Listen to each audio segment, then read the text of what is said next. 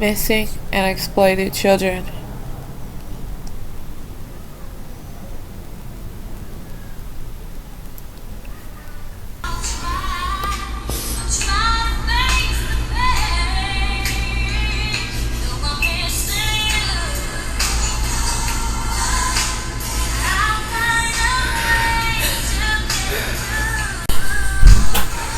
Who will cry for the little girl? My name is Anna Polk. You're probably wondering why I'm crying. I'm crying because I have no family. I was born in Las Vegas, but I've been in California with my brothers and sisters since I was 12. When my grandmother died in 1999, Gloria May Hardin Polk had been caring for all 6 of us since we were born. Before she passed from cancer and diabetes on May 18th, her daughter, our Aunt Susan, had taken her away from us on Mother's Day, out the door in a wheelchair, to a hospice. A week later, she died. While in the hospice, my siblings and I were asking to see Grandma Gloria, but were banned from saying goodbye, sadly staying in her house for a whole week without communication with her. Although we recently found out a younger cousin of mine reminisced on when Grandma Gloria sang to her in her hospice bed. It made me really upset because all I have are memories of us asking every day to see our grandma, and Aunt Susan would say my siblings and I couldn't see her like that. So why was my cousin, who was 5 at the time, got to say goodbye? What were they trying to hide? Knowing everything my siblings and I went through then and still dealing with at the moment, it's pretty obvious what my family did. My Aunt Susan got guardianship of my siblings and I when my grandma died, after she purposely put my oldest brother behind bars under false evidence, knowing he would be the primary to things, so she instead could gain our inheritance. He's been in jail since. When she got guardianship, Susan sold most of our property, among other things, while she sent all 5 of us to California to be neglected. On arrival here, we were beaten and mentally abused, physically abused, unbelievably. The lady my aunt left us with made my 5-year-old brother drink bleach, and so many more things. We repeatedly told our Aunt Susan. She didn't help us. All she would say is, "I'm building a house and it's not done yet. Hang in there just a little bit longer." Thankfully, my oldest sister got the courage to tell our school in California, who called the government. We were split up into the California foster care system in late 2000. After Jamila told the school about the abuse, my aunt seemed to have lost everything. Susan had her daughter, she was sitting in college, call us at our foster homes, threatening us, saying, "You're dead to me," how we shouldn't have said anything. At the time, Susan tried to get us back from the system, but failed. In the beginning, she tried so hard to get guardianship, and did. It's obvious now that's all she wanted.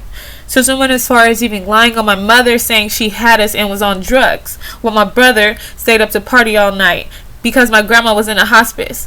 That is a lie. My oldest sister was 15, and my youngest brother was 5. We were children. We didn't know what we had done wrong. After custody court in California, they never came out here for anything. No family to congratulate us on a graduation or any accomplishments. In 2009, a day after my 21st birthday, I found out my mother was on her deathbed. We drove to Las Vegas to say goodbye. By surprise, everyone was by her side. 2 days later, she was gone. That was the last time I saw my 9-year-old younger sister, Gloria Hardin Polk. My mom had Gloria in her custody since 2000, when she was born on Christmas Day, up until a year before my mother passed away. My mom and I never really had a relationship. Every time she had shown up for our court dates in California, my Aunt Susan would convince them to not let our mother Anna in. I remember the last time I saw my mom was when we was at Aunt Susan's for a court order visitation on Thanksgiving, and Susan let her stay for a little, then she kicked my mom out. Every time we were around my mother, she would always say her kids weren't supposed to end up like this, and everybody just claims she's crazy, treat her like a druggie, and say she doesn't know what she's saying, including Charnay. Charnay had been adopted into our family by my grandmother's mother. When my grandma was living, I recall Charnay coming over to do our hair for my grandma on holidays. Sharnae will often come by to visit and bring her kids. Sharnae stayed close to our mother after my grandma passed. Back then, my two oldest sisters talked to Sharnae and saw her day to day. My mom kept telling them Sharnae was using them, but they didn't understand her reasoning. When my mom lost guardianship of Gloria, somehow Sharnae's sister Diana got guardianship of Gloria before my older sister who lived in Las Vegas did. My mom's funeral was the last time I saw my baby sister. Shortly after, Diana moved to Atlanta and changed my sister's name. 3 years after my mom died, my grandma's brother, Uncle Dewey, passed. Uncle Dewey was always there with my grandma, taking her to chemotherapy. He constantly said Susan would never tell him where we were or who we were with when we left. Dewey's wife, Shirley, says he always wanted to tell us something. When my older sister left the system at 18 and went back to Vegas, Dewey told Jamila while we were in the system, Pumpkin had been living in some big house, acting like she had the 5 of us, getting government checks, then claimed insanity when she got caught and was sent to rehab. That's Susan's sister, Aunt Pumpkin. Uncle Dewey despised them. He called Aunt Susan an evil bitch, told her if he died, don't show up to his funeral. A few days after Uncle Dewey's funeral is when another Aunt Cynthia, who had been a nurse by my grandma's deathbed, told us she saw Susan walk up to my grandma while she was unresponsive and forged her signature in the hospice. When I asked what Susan forged her signature to, she responded, our trust funds.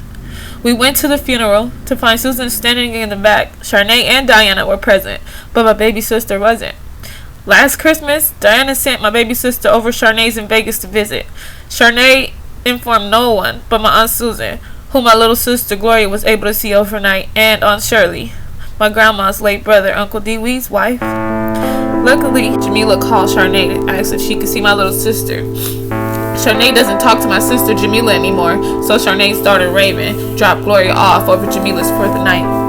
My baby sister informed us then Diana had been sending Sharnae money all the time. We thought when she adopted her in 2010, her name was changed from being named after my grandma, Hardin, to Fair.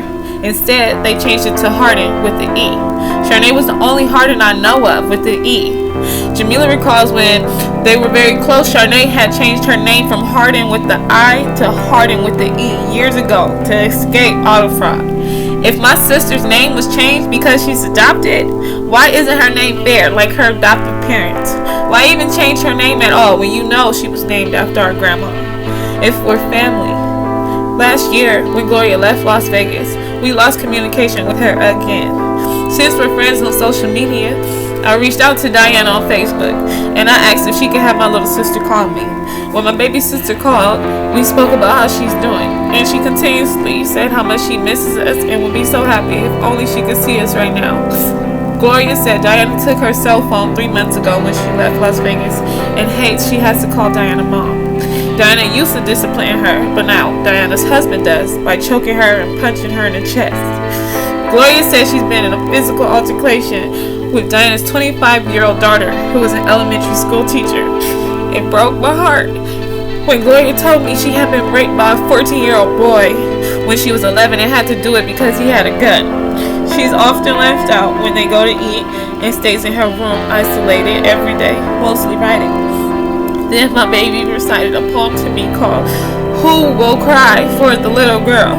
She reminded me so much of myself in foster care all these years, isolated and depressed, crying, always expressing my emotions through writing.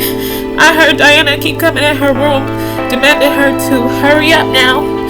Gloria asked for my little brother's Javen number. We exchanged I love you and see you later because it's never goodbye. A couple of days later, Gloria and my brother called me on three-way. We started talking about how she might be going to Vegas this summer. We told her to ask her mom, instead of going to Vegas, if she could possibly come visit with us in California. Diana's exact words were, we'll see. Next morning, we called Gloria three-way again. My baby sister tells me, after we hung up the day before, Diana started telling her I was currently struggling, had nowhere to go, and basically couldn't take care of myself or my son, so how would I be able to care for her? It was Easter morning, and My little sister said she had been at church for hours. I guess that's why Diana wouldn't talk to us when we asked, then made Gloria hang up. It made my brother Javen furious, so he asked her again on social media where everyone could see. He also tagged my baby brother Richard and me. Javen said if she didn't want to send Gloria to visit in California, maybe the system could do it like they sent us to Vegas to visit Susan when we were kids. Then I wrote my feelings about her making up the story. If Gloria came to visit, she wouldn't like it. My youngest brother Richard then stated how I recently moved into my new place and it's the nicest. Sure enough, Diana deleted us and never responded. When my brother saw she deleted us, he reached out to her sister, our adopted cousin, Charnay, asking if she could talk to her sister, Diana, about letting us see our little sister for the summer. Charnay acted as if she hadn't seen the post, while Charnay's brother, we barely know, who claims he's also family and knows our history, began writing, "No one is stopping y'all, and we could get a plane ticket to Atlanta if we wanted to see our sister." While Charnay's brother and Javen are going back and forth with still no response from Charnay, I told my brother to leave it, to stop asking, that they know what they're doing, and that was probably Charnay talking through him. Seconds later, here comes Charnay. Y'all didn't come and see her when she was in Vegas or seen her these past 4 years. Stressing Diana spent hundreds of dollars for her to be in Vegas and we couldn't have bought a $30 bus ticket. The next thing you know, we were all deleted by Charnay now and her whole family, including Charnay's brother who told us family is all we got. What have we done so wrong to them? Why did she get my little sister if this is what it takes for us to see her? 4 years ago, I was pregnant, my mama was dying, and I was living in a transitional housing. My youngest brother, Richard, just graduated high school last year. That's no excuse. Diana could have brought Gloria with her to Dewey's funeral if they weren't purposely keeping her from us. No one even told us my little sister would be out in Vegas then. All Charnay did was tag my siblings and I in a video Christmas morning titled Her Niece, with her family singing Happy 13th Birthday. How are we supposed to get a $30 bus ticket? By the way, we drive. Charnay knows that though. Las Vegas is only 4 hours away from California. We could have been there if she had communicated like she did when she came to California in 2010. Charnay had come to California for vacation the summer her sister adopted my sister. We all went to the beach and water park. Earlier this year, Charnay came out here and didn't even call us. Even when she got married recently. My sister was at her wedding along with Susan, but my brothers, sisters, or I got an invite. When I found out someone had been using my name in Atlanta and someone is getting an SSI check for me since I was 12, I would confide into Charnay and talk to her about everything in her family history. All she would tell me was my grandmother had nothing and don't worry. People can get my identity from anywhere, from anything. Charnay would know, considering Jamila remembers Charnay cashing one of my grandma's checks after she had already passed because my Uncle Manny Boo, my grandmother's son, told her to. This year, Manny Boo asked Jamila, who lives in Las Vegas, to let him claim her kids on his taxes. They see each other often. Jamila is close to Manny Boo's girlfriend, who is also close to Aunt Susan. When my Uncle Manny Boo's girlfriend tried to send the recording of my Aunt Susan admitting she did it and stated there's nothing they can do about it to Jamila's cell phone, but my Uncle Manny Boo deleted the recording before his girlfriend could press send. This was after the IRS took his taxes. It came clear then he'd also been involved in the fraud back then. Uncle Manny Blue explained to Jamila the reason the IRS took his taxes this year is because he owed SSI from when our grandmother was living, cashing checks for him after he turned 18. They wouldn't send the money for him to her if she's not supposed to get it. I guess he too would go to his grave with this. The last time I spoke with my Aunt Susan was when she called us mid-last year saying a lawyer called Undusty in Mississippi, where my grandma Gloria sued the state and won due to her husband being knocked off the Mississippi Bridge by a crane into the Mississippi River while working. His body wasn't found until a week later. The lawyer wanted to get authorization to start digging for oil underneath the house. My grandma's oldest and last sibling living, Aunt Dusty, is paying the taxes on it. Susan said because her mom is dead, we will get her portion of the property. So give her our information and pass it to the lawyer. And if a Mississippi area code called, to take it very seriously. I asked for my cousin's number that called to inform her about it. When I called Winchie Pooh, Aunt Dusty's daughter, we spoke about the property. Winchie Pooh lied and said the house belonged to my great-grandma, not my grandma Gloria. How dirt, bushes, and the trees took over it, damn near mowed it, basically left abandoned until now, because they want to drain the oil to disperse the earnings. She said throughout the whole family, because it's heir property. I gave Winchie Pooh my information to give to the lawyer, then asked if I could have his name and number too. She didn't want to give me any information on him. I told her that's fine, I can Google it. Winchie Pooh started talking about how she has had to work for everything in her life and has to take care of her mother by herself now since her sister's passing. She said if no one claims the money, they'll just put it up in an account until they find the royalties. I told her it seems like that's what y'all rather have happen instead of everyone coming together, talking about the past, and putting it out on the table. Everybody wants to claim that that's their house, but no one has taken care of it. I told her to give it to me. I'll take care of it. Finally, she said, you know what? I'm just going to give you this lawyer's name and number because y'all has been through a lot. Winchie Pooh had his name, but mysteriously claimed she couldn't find the number and told me I can Google it anyways, right? When I Googled his number and I called, he said he needed permission to start digging, but he couldn't find the will or the trust. I tried to explain to him how we've been left abandoned in a different state as children after my grandmother's passing. We have a notarized document stating my grandma was our guardian up until her death. He asked us to fax it to him. We tried to reach him again a few times after that, but somebody had claimed he had been sick and they'll relay our message. Months went by of us persistently trying to reach him, but we were unsuccessful. After going to Las Vegas in April and obtaining court documents, we found out my grandma's death wasn't reported when she died. Because we've been wards of the court, Las Vegas sent our grandma a paper looking for an update on our well-being in 2000. When they got no response, even after going to our schools and receiving no information, we were reported missing, and they said they would search for us to no avail. While in Las Vegas, we also went to Child Haven for DCFS records. We found out this was all in our Aunt Susan's plan to get guardianship and take us out of state to hide us. Last week, my brother decided to try to give the lawyer in Mississippi a call again. Upon answering, my brother identified himself as a Polk. The lawyer's first sentence was, "Man, I hate the Polks and I hate the Hardens." But in his case, I'm sure he means Harden with an E. My brother responded he hates them too and how they left us young in California with no one or nothing. He told my brother if he proves he is a Polk, he has $100,000 for him right now. He's tired of dealing with everybody in our family who's getting the oil money. Why haven't we heard from Aunt Susan since she called us talking about Mississippi if everyone is already getting royalties? What happened to my mom's portion we were promised? No one could tell the lawyer there are kids in California Grandma Gloria had took care of every day of her life before she died who are also entitled? Why? Because we are who he's looking for. That's why. Susan was the first person my grandma's sister daughter Winchie Pooh called. They're close. She knows if anyone knew where we were, it would be Susan. To their advantage though, now they have Diana working with them. Most likely the one receiving our mom's portion.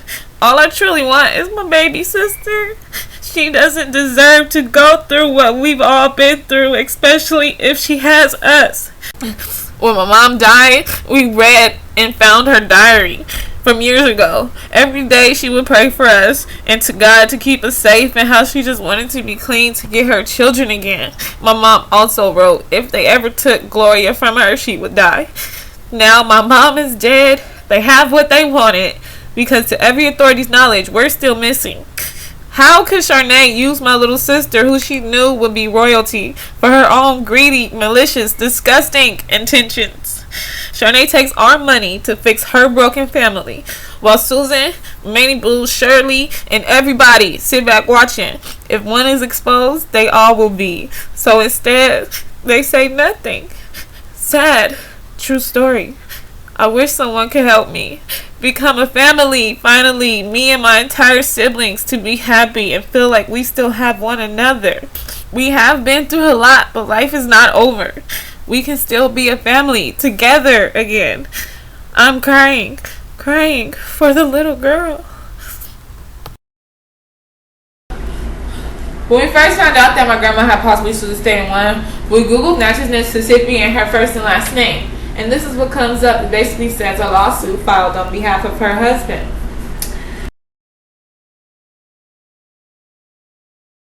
When we went to Las Vegas to get the court paperwork, this is the paper where they sent a letter to her looking for us almost a year after she had already been dead. And they didn't get a response from this, so that's when we reported missing. And they said they would search for us to no avail. But on the same paperwork here, it has basically with all of our names, and it says the estates of Anna, Jahala, Jamila, Javen, Richard.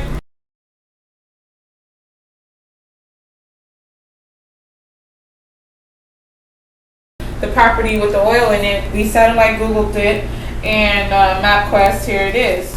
Right in front of that driveway, there's also the Mississippi River.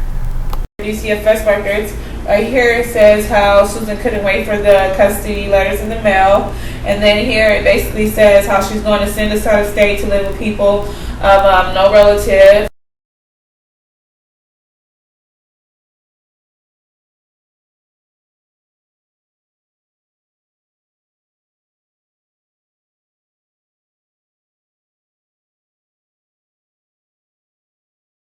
And they still didn't do anything. And they told them that we were wards of the court. And their response was basically, no, they are not wards of the court.